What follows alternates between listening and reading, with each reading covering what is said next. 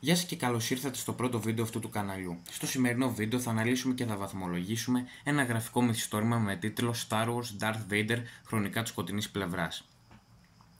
Το συγκεκριμένο γραφικό μυθιστόρημα πρωτοεκδόθηκε τον Ιανουάριο του 2010. Η Dark Horse Comics είναι υπεύθυνη για τη δημιουργία αυτού του γραφικού μυθιστορήματος, ενώ η Lucas Books κατέχει τα δικαιώματα για όλα τα βιβλία και κόμικς Star Wars, ενώ η εκδόσεις Helm είναι υπεύθυνη για τη μετάδοση του έργου στα ελληνικά.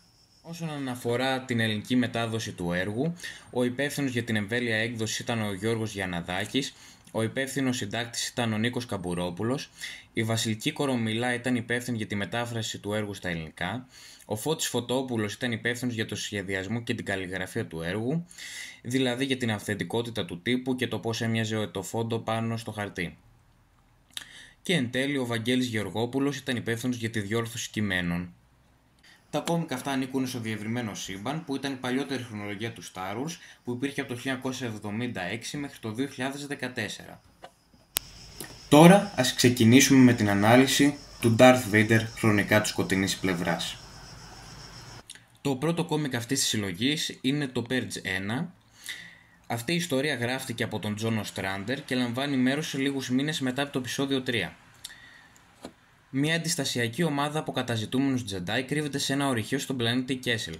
Εκεί, μια από τους Jedi στη συνάντηση προδίδει την τοποθεσία του στην αυτοκρατορία, με την ελπίδα ότι η πράξη της θα βοηθήσει στη σύντομη εξόντωση του Darth Vader, ο οποίος εισβάλλει με την 51η Λιγιονάρια δευτερόλεπτα μετά από τη δήλωσή της. Αν και περισσότεροι οι Jedi κατατροπώνονται από τον Darth Vader, ο οποίος τους εξοντώνει όλους. Η δεύτερη ιστορία αυτής της συλλογής είναι από τα πρώτα δύο τεύχη της σειράς Star Wars Tales και έχει τίτλο Extinction.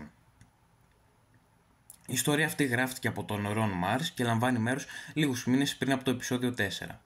Το χέρι του αυτοκράτορα, η Mara Jade, ανακαλύπτει την τοποθεσία μιας γνωστής Jedi, της σκοτεινής γυναίκας.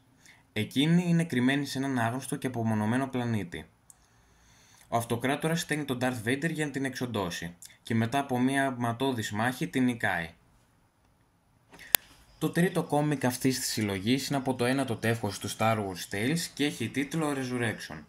Η ιστορία αυτή γράφτηκε από τον Ron Mars και λαμβάνει μέρος λίγους μήνες πριν το επεισόδιο 4.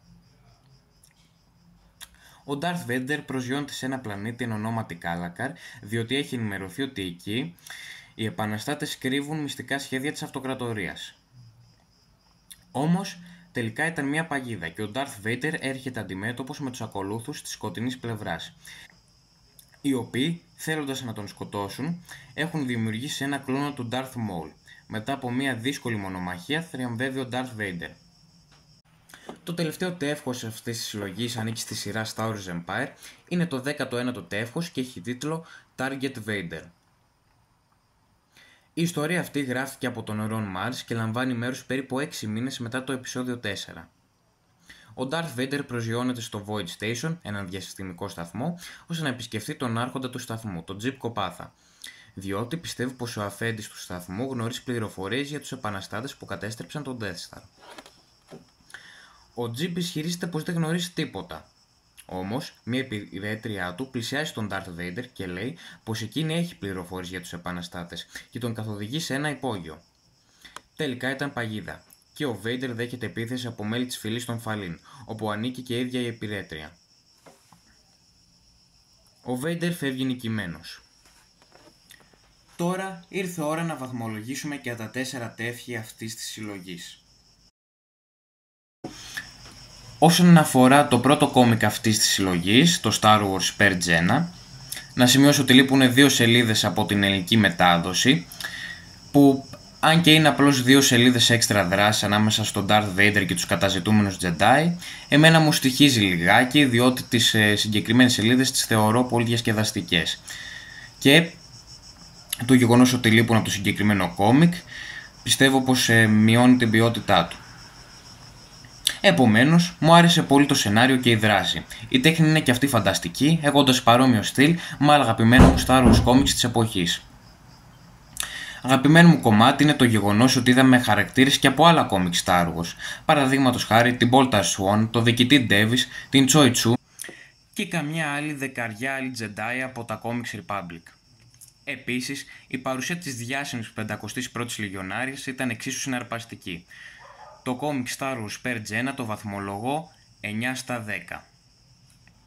Το δεύτερο κόμικ αυτής της συλλογής, το Star Wars Extinction, έχει μια ειρωνική μεταφορά, διότι η σκοτεινή γυναίκα απεικονίζεται να φροντίζει ένα λουλούδι που το είδος του βρίσκεται υπό εξαφάνιση. Στο τέλος του κόμικ βλέπουμε τον Darth Vader να το αφήνει μαραμένο και καταπατημένο. Αυτή πιθανόν και είναι μια παρομοία ανάμεσα στους Jedi και το συγκεκριμένο λουλούδι, με την έννοια ότι, όπως και το λουλούδι είναι ένα από τα τελευταία του είδους του, τόσο είναι και η σκοτεινή γυναίκα για τους Jedi. Επομένως, μου άρεσε η παρουσία δύο χαρακτηρών από άλλα κόμικ και βιβλία Star Wars, όπως η Mara Jade και Anya Kuro. Το Star Wars Extinction το βαθμολογώ 8 στα 10. Το Star Wars Tales 9 Resurrection μου άρεσε αρκετά. Φυσικά, η θεϊκή αναμέτρηση ανάμεσα σε δύο από τους μεγαλύτερους κακοποιούς του Star Wars, τον Darth Vader και τον Darth Maul, ήταν φανταστική.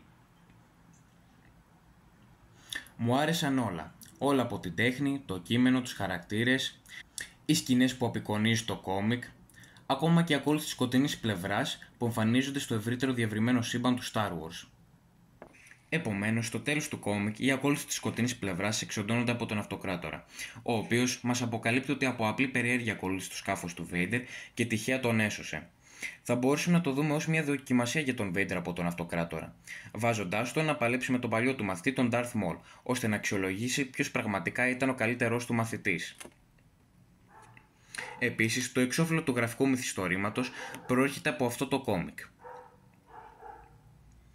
Το Star Wars Insider είπε πως η σκηνή που απεικονίζει αυτό το κόμικ είναι η 11η πιο φημισμένη σκηνή του διευρυμένου σύμπαντος. Εγώ δεν θα μπορούσα να συμφωνήσω περισσότερο. Το Star Wars Tales 9 Resurrection το βαθμολογώ 10 στα 10. Για να είμαι απολύτως ειλικρινής, το Star Wars Empire 19 δεν μου κηρύχθηκε πολύ το ενδιαφέρον. Ήταν ωραία η συμπερίληψη των Fallen και η τέχνη ήταν αρκετά καλή. Μοιάζει αρκετά με αυτή του Purge. Αλλά πάνω κάτω δεν είναι άσχημο κόμικ, είναι απλά καλό. Το Star Wars Empire 19 το βαθμολογώ 7 στα 10.